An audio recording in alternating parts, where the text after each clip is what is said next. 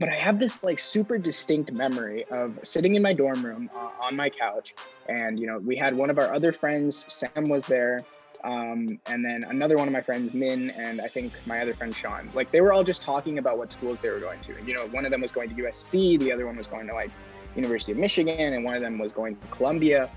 And I just remember sitting there and thinking like, damn, like, I really kind of like just let this whole Exeter opportunity just like pass me by. Like these guys were talking about the schools that like, I had just like been hearing about from the time I was a kid, from my parents, and they're just casually talking about turning down USC to go to UMich or vice versa. When I didn't even have that choice. And it was, I kind of like realized in that very moment that I had basically just screwed myself for the last 4 years, and I like wasted this opportunity.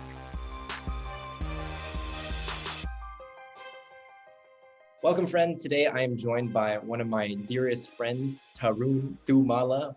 We go way back, way back, right, Tarun?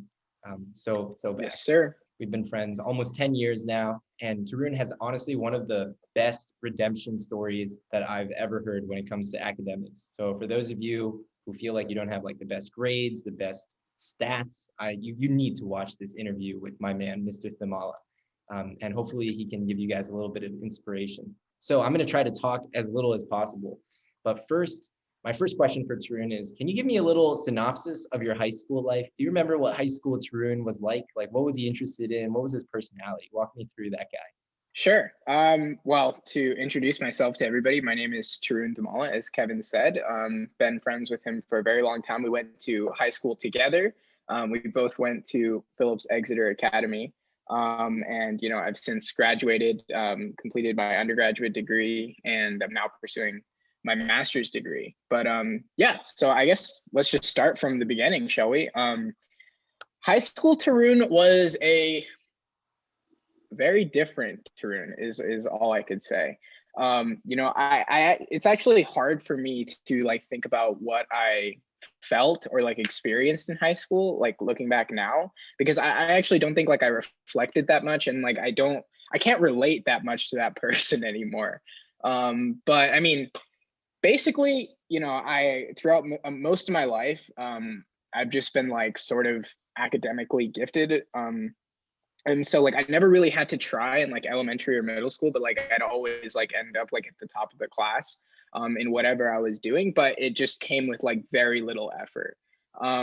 So I figured when I got into high school, like it was going to be pretty much the same story. I was going to show up, like do my thing, which was nothing, and then get good grades, and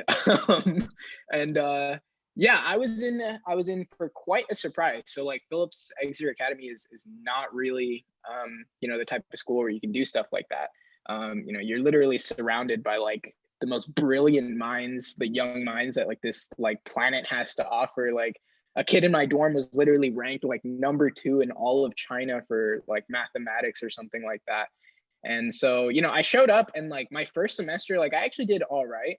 I think the professors and stuff cut a lot of slack for, incoming students, but, so I was like, okay, cool. Like, I'm just not going to work. And it kind of worked out the first semester, but then going forward, every semester after that, it just got worse and worse and worse as I like continued to not put in any effort. And then it eventually just became like I dug myself so deep into like this hole where I was so far behind everyone when it came. Like I was basically just scraping by every class, not really learning anything, maybe just like cramming a bunch of stuff right before the exam, and then like instantly forgetting it right after.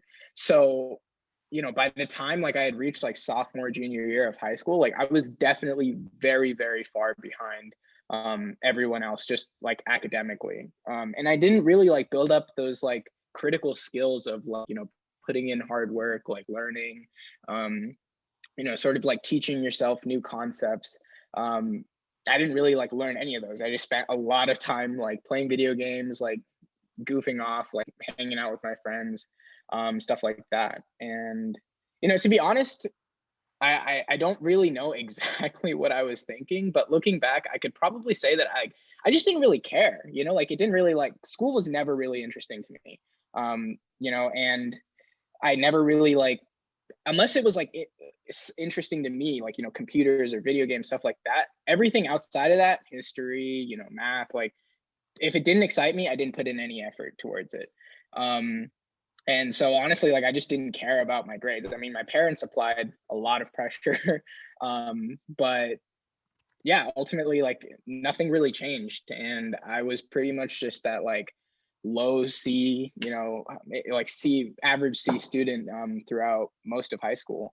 Um, but I'd say that's like who I was academically. But I was blessed. I had like really good friends in high school, and honestly, I think that like a large reason I am who I am today is because of those people, like the connections that I made in high school. I mean, Kevin being one of them. Wow. So looking back on it, Tarun, I do remember we had a conversation a long time ago where, I mean, Exeter operates on 11.0 GPA scale, and your GPA was not high. And I remember you telling me, like, Kevin, like, even if I got perfect 11s for the rest of my like 6 semesters at Exeter, my GPA would still be below average. So there was a bit of a sense of, what's the point? Maybe I'll just continue doing what I'm doing, and maybe there will be more opportunities in the future. So you were getting C's in high school, but then in college, you got like a perfect 4.0 and you transferred. So maybe you can talk a little bit about that transition. Or we can talk a little bit about college application season, what was going on through your head, and maybe it's that first freshman year. Yeah, I think that like time period was really, really important to my life. You know, like I had basically spent 3 years, like three and a half, let's say almost 4 years, basically consistently like failing everything. Like as you said, like, you know, Exeter had like an 11.0 scale, and I think by the time I graduated, I was at like a 6.8 or something like that, like just basically like solid C student, which for Exeter terms is like really low. Like even like the kids who don't care about grades still have like a much higher, like the average GPA at Exeter is like an 8 to a 9, you know, somewhere in there, and I was like well below that. You know, and a lot of it came from like my sophomore year, like not really trying at all. I'd say that was like when I tried the absolute least. In junior and senior year, I tried to pick up the pieces, but like as I mentioned, I was so far behind. You know, so yeah, I think that college application period was like one of the most important like kind of sort of transition points for me. I had, you know, finished a lot of my college applications. I was just, you know, applying to a bunch of schools. I basically took the shotgun approach, which was like apply to as many schools as possible, and just hope it works out. Now I was pretty fortunate in that, you know, I didn't have amazing, I didn't have good grades at all, but I had a really high like testing scores on both like the ACT and SAT, and so that was like one plus for me, and that's actually the reason why I ended up getting into like my university in the first place. I basically got like auto admitted off of my test scores. But yeah, so I think like the real transition happened when I applied to all these schools, you know, like, and I still had dreams. Like I would have loved to go to like Stanford or like a really good CS school. CS was like my interest, and like that's what I was applying across the board. And like there were a bunch of schools like Stanford, you know, Carnegie Mellon, like UC Berkeley, like all these schools that like, I had dreamed about going to. And so I applied to them anyways. Even with my like terrible GPA, I was like, maybe they'll like look at my test scores and be like, it's just a kid who doesn't care. Like maybe we'll let him in. Spoiler alert, they didn't. But like, yeah, so I think the real pivotal moment happened, and I didn't really care. Like I kind of like didn't expect much, I knew like how kind of terrible my grades were, and how that would kind of play out when I applied to schools. But it really hit me when senior spring happened, which was when everyone else started to receive their college acceptance letters. So at that point, I had already gotten into Texas A&M, which is actually where I ended up going for my freshman year. And it just so happens that they accepted me because of my test scores. And I got into their like honors college actually for engineering. And it was just the best school out of the lot, and they do rolling admission. So I got in, well before a lot of other people found out about their university. So I was already like locked in, pretty much set on where I was going to go. But I have this like super distinct memory of sitting in my dorm room on my couch. And, we had one of our other friends, Sam, was there. And then another one of my friends, Min, and I think my other friend, Sean, like they were all just talking about what schools they were going to. And, one of them was going to USC, the other one was going to like University of Michigan, and one of them was going to Columbia. And I just remember sitting there and thinking like, damn, like, I really kind of like just let this whole Exeter opportunity just like pass me by. Like these guys were talking about the schools that like, I had just like been hearing about from the time I was a kid, from my parents, and they're just casually talking about turning down USC to go to UMich or vice versa. When I didn't even have that choice. And it was, I kind of like realized in that very moment that I had basically just screwed myself for the last 4 years, and I like wasted this opportunity. And it just hit me like really hard and like almost out of the blue. Like I wasn't even like thinking about it, and I just hearing them talk about it though just like sort of made me realize that I could have done what they were doing. I had very high confidence in myself that like if I had actually applied myself, I could have gotten to where they are, or even past that. And it's just that I didn't apply myself, that I didn't try, and I didn't care. And that's what ended up, leading me down this path to A&M, which is a great school, but, not maybe the path that I would have gone on if I had actually applied myself in high school. So yeah, that memory like really stung and it like stuck with me. So I kind of made this like promise to myself like right then and there, as soon as I got to college, it was going to be like a chance to kind of start over and reset and get on like the same page as everyone else.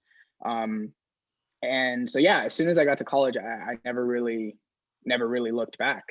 But it kind of sucked, honestly. Like in the beginning, it was really hard. It wasn't easy to just go from like basically not learning anything in all of high school to like now suddenly like there's still basic requirements. Like they expected me to like know calculus, which I didn't, like and they expected me to like understand all these basic concepts, which I didn't, because I didn't really pay attention in any of the classes.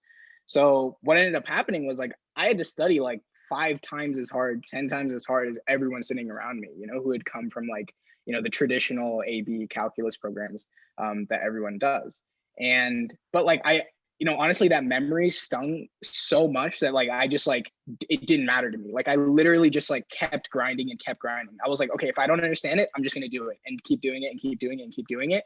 And like in the beginning, it was so disheartening because like I would study like 20, 30 hours for an exam, and then I'd get like an 89 or something like that. And then my roommate, would study for maybe like 2 hours, and he would get like a 98 on the exam. And I'd literally be like, I would be so sad because I'd like work so much harder, and I would still get, I would still not get the grades I wanted. But I like didn't stop, and I just like kept grinding and kept grinding. And like eventually by like the end of the semester, I was getting higher grades than he was on like all the exams, just because like I like didn't let those like initial kind of setbacks like stop me. And thankfully, I think that putting in the work, especially like at a school like A&M, really like rewards its students who do so. And I think that's like a main reason why it gave me like the confidence. And once I started getting the confidence, like there was pretty much no stopping me. I imagine like when you have the skills and you have the knowledge that you need, and you're putting in 2 to 3 times as much work, 5 times, 10 times as much work as the person sitting next to you, like there's no stopping you, right? Like because you have the same skills as them, but now you're working harder than them. So yeah, like the rewards started to play out, and by the end of the semester I had a 4.0, and then I pretty much just continued that throughout the rest of college. Wow. I've heard that story a few times, but I always love hearing it again. And Tarun and I have a running joke where he works his butt off for 1 semester and basically balled out and transferred to UT Austin, like top 3 computer science program. And I toiled away for 4 years, and it was just, barely scraped through, made it to Yale. But anyways, it's just made it to Yale. He tries to pass it over. Well, let's talk a little bit about that transfer. So, I mean, you're doing really, really well at Texas A&M, and if I recall, you were having a blast. You're I don't think you're from Texas. It was like kind of your first foray into Texas culture. You were shouting at a TV with your Yeah. beer for remember the football match? So, why did you decide to transfer? And what's the difference between UT Austin versus Texas A&M? Maybe you can talk a little bit about that. Yeah, for sure. I actually like the main reason why, or one of the big reasons why I even applied to Texas A&M. I actually applied to UT, but I got rejected, or I think I got waitlisted and then eventually rejected. I don't quite remember, but the first time around. The main reason I applied is because I lived in Dallas for about like 3 years when I was a kid, and we still had a lot of family friends there, and they recommended me to apply to those places. But it had been like 10 plus years since I had been to Texas. And I didn't really mesh with the Texas A&M culture. They have quite a bit of a distinct and unique culture, especially like when I first got there, coming from Exeter, where you're surrounded by people who are from like all walks of life, like literally international students, like people from across the country, wherever, to A&M, which is much more of like a local school. Like people in Texas go to A&M. So I was like one of like, maybe 2% of the entire campus that came from like out of state. But yeah, no, like I liked the program. I was in the engineering honors college. But one thing I didn't like about A&M was that they make you do like this sort of freshman engineering program before you can actually get into your major. So I knew from the get-go, like I wanted to do computer science, thanks to, some experience in high school and like, my love for like video games and video game development. Like I knew that like all I wanted to do was computer science. So I applied to A&M and got into computer science, but then they had like just started this new engineering program where it didn't really matter if you got in for computer science. You had to go through like this standard course for a full year and then reapply for your major. And if you like had a high enough GPA, you would get like auto accepted, something like that. But I was just like, I didn't like that system. And then also like I was doing so well there that I was like, I think that this program is not going to be like rigorous enough, or it's not going to give me like the opportunities that I really want. And so I knew that UT was basically just like a stone's throw away. And coming from A&M to UT, I figured would be actually a really smooth transition, because obviously the people at UT would know that I'm coming from A&M. They have very close ties to the universities. And so, yeah, so I applied because, obviously UT is renowned for its computer science program. And I figured with like my good, GPA from A&M, considering I was in the honors college, that I'd have a good shot. And, it was actually hard for me to make the decision to switch, actually. By the time I got the admission, I had really like found my groove at A&M. Like I had a really good set of friends, and I felt, and I was in the computer science program at this point, or I'd been accepted to it. So I was like, I mean, maybe it's not worth like uprooting myself and moving again. But I was like, what, like I'm gonna learn the most from experiencing new things, and I think that UT is the place for me to do it. I also like don't like smaller cities. Like A&M is in College Station, which is pretty much just like a college town, like as in the name. And it's kind of boring outside of like the university and like a 5-mile radius around it. So I was like, Austin is going to be like much more, hip and alive, so I was like, I think that this will be like a much better place for me, at least. But I think that's important, like understanding like your environment, whenever you're transferring, it's not just about the school. If you don't like where you are, if you don't appreciate your environment, you're gonna hate it there. Like no matter what school you're going to, even if it's like the best school in the world, the school you've dreamed of, if you don't like living there and experiencing that life, then it's just gonna suck. So I mean, that was one of the biggest driving reasons, was because I didn't really like the city A&M was in, but I knew that I liked bigger cities, and so that's why Austin was super appealing to me, on top of the academic side of things. That's awesome. So you were at Texas A&M, you worked your butt off, you found your groove, you actually had a nice little group of friends. You went to UT Austin, starting things over again. But as it turns out, I mean, you love UT Austin. I think you're kind of like big dog there now, actually. So maybe you could talk to us a little bit about like, how did you find your groove at UT Austin, and what were, Yeah. you can talk a little bit about the Tech Frat that you joined as well. Love to hear about that. Mm-hmm. Yeah, I honestly think that that was probably my biggest saving grace, having come there. I mean, again, we're talking about schools, both Texas A&M and UT Austin are schools with like tens of thousands of students. Like it's the type of school where you'll see somebody once and then never see them again, like on campus. Whereas like I know at like Yale and stuff like you probably know half the campus by now. Same with like Exeter. So I was really scared of that going into at least at A&M. I was in a sort of a dorm, so like I had to be surrounded by people that I would interact with and get to know. But at UT I was coming straight into an apartment, and usually when you go into an apartment, like the chances of you meeting like new people like within your apartment are like pretty slim. And so it generally comes down to like who you meet in your classes and like what orgs and groups you join.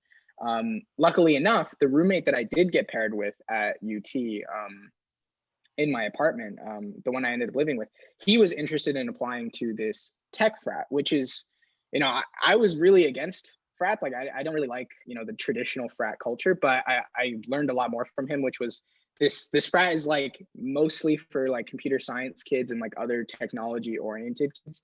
But it's for kids like that, but they also do like a lot more like social things, and it's not anything like hardcore, anything like a traditional frat experience. So just that kind of interested me. It was more of just like a social group of friends almost. And I knew that going into CS, it would, sorry? Yeah, it's co-ed, and it's like pretty much open to all majors. Like it's super chill, and it's pretty much just like a big group of friends who a lot of them are in computer science. So I figured that would be really helpful, just get connections, even like meet people within the CS department. So yeah, like I applied, I did like their whole rush process, and my sophomore year, which was my first semester at UT. And I'd say that they were like fundamental. I met so many great people there who kind of like guided me, showed me the path through UT, through all the computer science courses. It was so helpful to have, a group of people where I was like, if I was taking a class, that there was like 30 people who had already taken the class, who knew exactly like what you should study, like what to avoid, which professors to avoid, which ones to take, like all these kind of details are so important to a college experience. And so I think it was really, really helpful to have like met this group of people. And I mean, honestly, they were all just super down to earth, and just all liked computer science and liked, but also like, having fun and being social, which is exactly where I wanted to be. So I joined them my sophomore year, and then pretty much over time, like I like became a board member like a year after that, and then just like stayed on the board for 2 years. But yeah. Yeah, well, I have a few questions. I don't know if you're allowed to share, but like, what is the rush process for this Tech Frat at UT Austin like? And then also, like, what's the commitment level? Like, what do you guys do? How often do you guys meet? Do you guys have like one day for partying, one day for like talking about CS topics? I don't know what that's like. I'm actually, I'm so curious. Yeah, no worries. So our rush process is honestly like really chill. Like you hear about these rush processes where they do like crazy stuff to the people who are rushing. It's like nothing like that. It's honestly more for the active members of the org to meet the rushies and vice versa, and then just kind of like tell if they're going to be a good fit. That's the entire thing. So we did like things where we just had like a coffee night where like we went to the house that the frat owned, and like we just drank coffee and like rotated a bunch of tables and just like got to talk to each of like the active members, ask them questions, they asked us questions.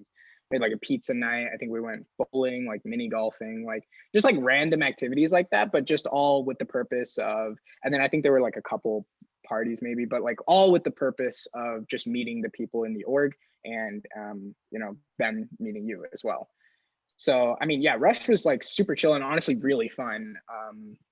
They like plan a bunch of like really cool events around it. So each thing was almost just like, after you finish school and then you go to like one of these Rush events, and it was just super fun for like 3 weeks. So Rush was pretty chill. What was your second question actually? Oh, it was like, what do you guys do? Like, do you guys have one day for Ah, partying? How often do you guys meet? Do you have one day where you guys mhm. talk about CS topics or professional development, or what's that like? Or is it all more like kind of blended together? Yeah, I'd say that we're definitely like pretty blended. So we have one day a week for like, you know, general meetings, so that's like an hour. We're not as like rigorous as a lot of like other orgs. We like pretty much ask that everyone attend general meeting. And then other than that, like we have like maybe like one event a week, 1 to 2 events a week. And then we might, in addition to that, have some sort of like academic events. So we'll usually at minimum have like one social event, and then we'll do things like code interview prep, where, you know, somebody will just like book out a room in the library, and then just like a bunch of people will go there and you know, prepare for coding interviews all together. So yeah, and then we also do like resume workshops, like stuff Oh, like wow. that, so that throughout the week, yeah, so that like because especially because everybody in the org has, you know, had experience working at like these major, you know, companies like Amazon, Facebook, so like they've had the experience of going through the process, and um they, you know, can kind of pass on that information to like the people below them, so that like, you know, the tree can keep going. And it's also like really helpful because like anytime I'm like, oh, you know, I'd love to work at Apple, there's like 5 people who are in the org or alumni who have like already who work there who could give referrals.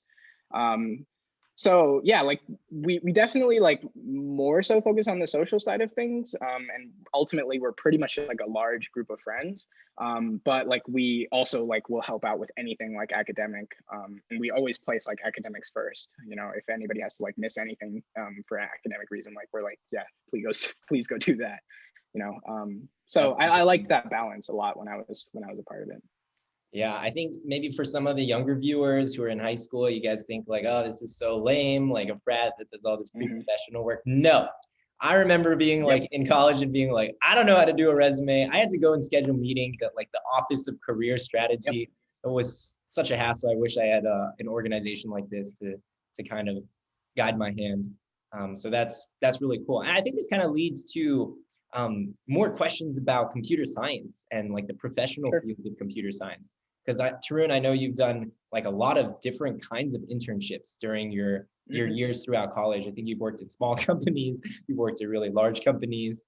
So maybe you can walk us through like those kinds of experiences and how you found those opportunities. I think a lot of high school students and early college students have literally like no idea how to begin, where to look. Yeah, definitely. So my advice, I'll start out with you know, probably the easiest way. Like when you're in college and you're in some sort of like computer science department, the easiest way is always going to be like to go to like whatever career fair that they have and like give out your, you know, meet with companies there and give out your resume. UT has a really big one. I think Tech A&M had their own. And but generally like it's a little bit harder when you're a freshman and like a sophomore, because they're usually looking for like juniors and seniors, so that like as they, you know, finish up their internships, they can offer them like full-time positions with the company. That's like generally companies' goals. So my advice, you know, I was fortunate enough to have internships going into college, like, and pretty much every year that I was in college, I was doing something like over the summer. My advice would be that, you know, big companies are not as flexible. They have like very rigid, like, you know, the Amazon, Facebooks, unless you're like an exceptional candidate or you like know somebody in the company that can give you like an amazing referral. Um, and you're, you know, you could try to go through the traditional channels through the career fair and stuff. It's generally a little bit harder. But if you don't have very much experience on your resume, my best suggestion is, you know, hone up on your coding skills, you know, get familiar with things like Git, traditional sort of project management softwares, anything like that. And then reach out to companies that you're actually interested, but on a smaller scale. So the very first internship that I ever did was with a company called Goldbean in New York. They were a fintech company and they were a startup. So like they literally had like 5 people working for them. And I literally just emailed them and I was like, hey, I'm really interested in the work that you guys are doing. You know, I'm a high school student, but you know, I can work for really cheap. And be prepared to do that, by the way.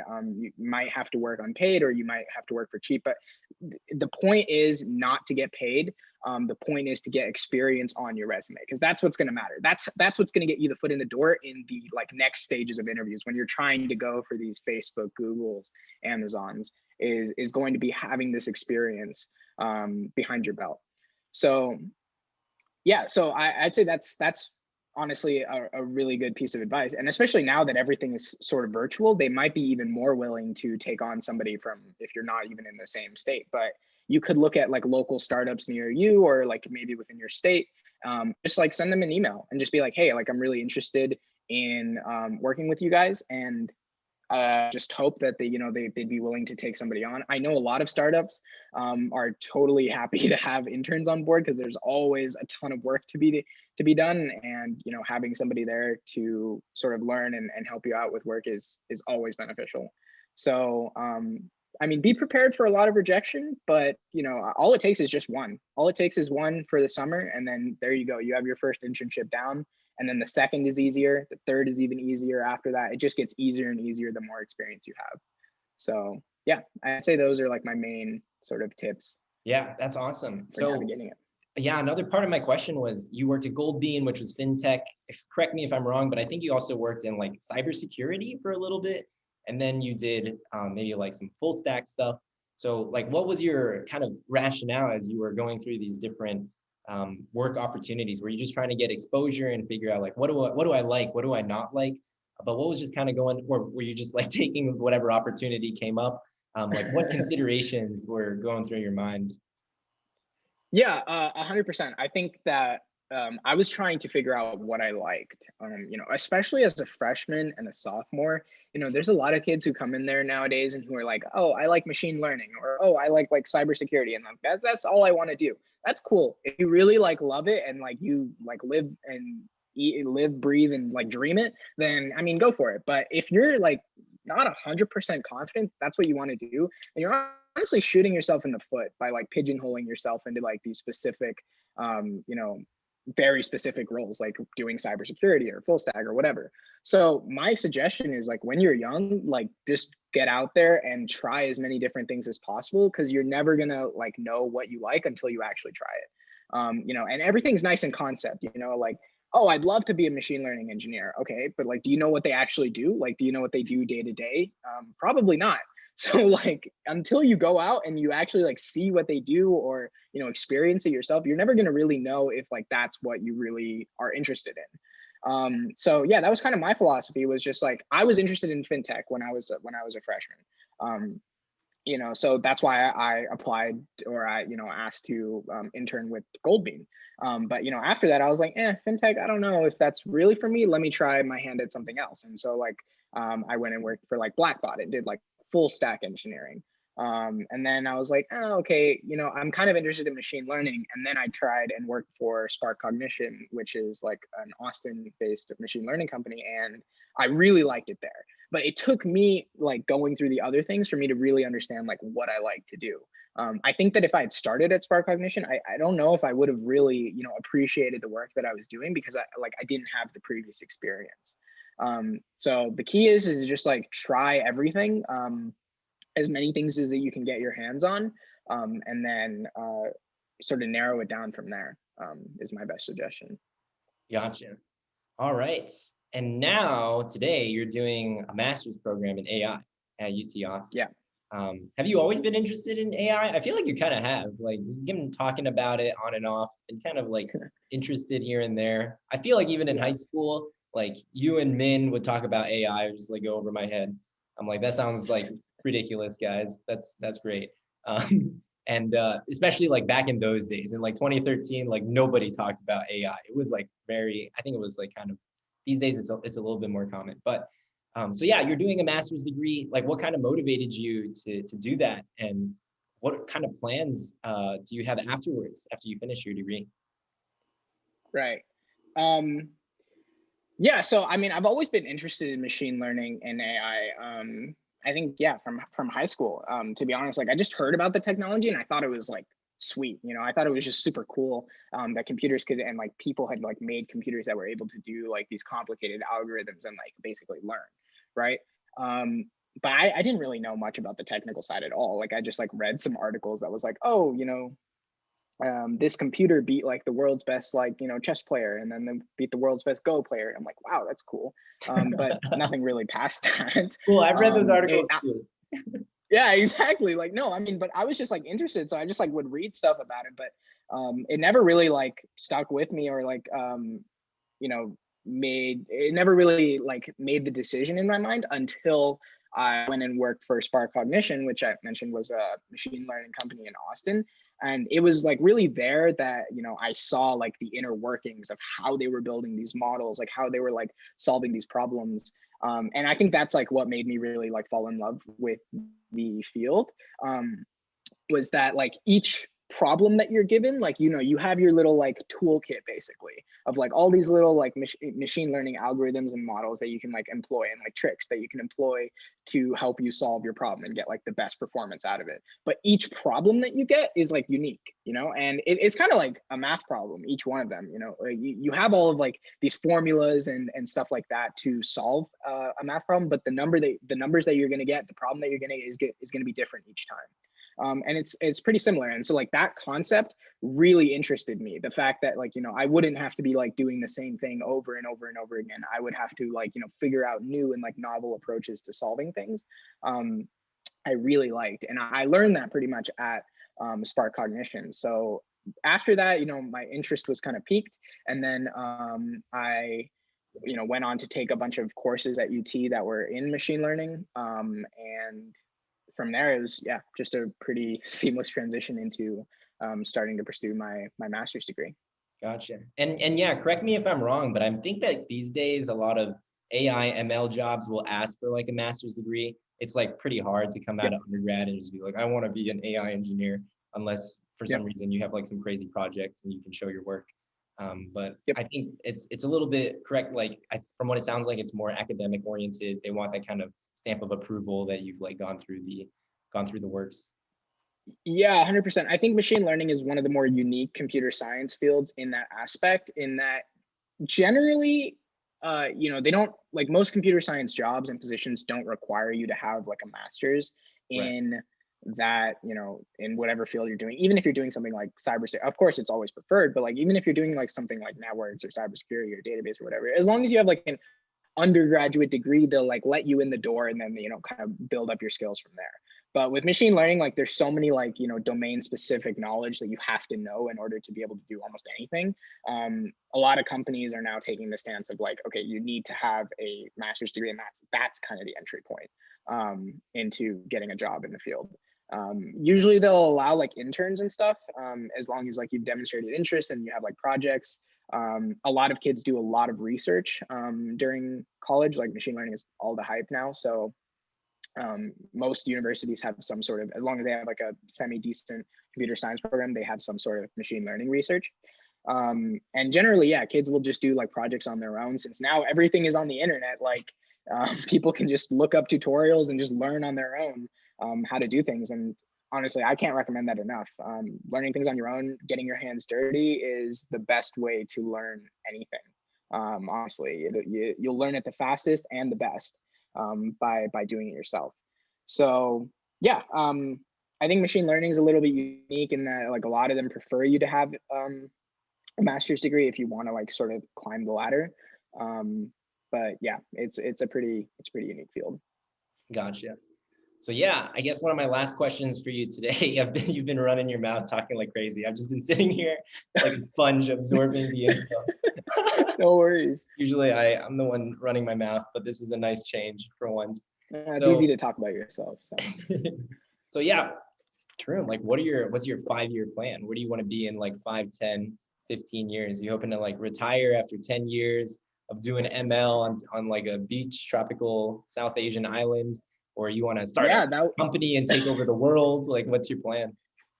Yeah, that would be great. So right now I'm in my first year of my master's in ML and AI. So hopefully I'll graduate in like the next year or so and have that sort of on my resume in my little docket. But yeah, I'm not entirely sure what like my 5 to 10 year plan is. So I mean, pretty much right now, and I mean, you know this, but Yeah. to those of you who are watching, I've like been really involved with this company called Gathr, which I sort of helped start a year and almost 2 years ago. Wow. Yeah. Like a year and like 8 months ago. And so we've been like working really hard, and like we use some like machine learning in the app itself actually. And so I'm hoping that like, my graduate experience can port directly in there. But I mean, the dream would be for Gathr to take off, make, a boatload of money and really like change the world around, social gathering events, which obviously is kind of tricky right now in the middle of a pandemic. But yeah, I'm like really passionate about what we're doing there, and I'm really passionate about the product that we're building. And I think that like each passing day, I get more and more excited about what we're doing. So I'm really hoping that something will come out of that. But if for whatever reason, knock on wood, nothing happens, then I'd love to pick up a career in machine learning and maybe sort of a more traditional role as a machine learning engineer. I don't think I'm like super interested in the like sort of data science side of machine learning, but sort of being the bridge between that and the actual like software engineering side is like I think where I'd like to sort of live. And yeah, I think that like working with Gathr and like having it be like my own product, like my own company, really sort of like instilled this like kind of love for startups and like smaller companies. I've had the experience of working at like these massive companies, and I sort of just realized that I the fact that my impact on like the product isn't that high. Like I like having sort of autonomy. Like I like building something and having the power and the input to be able to like make changes in the direction of a company. And so I think that like no matter what, I'm probably going to be always working for or working with like a startup in some capacity.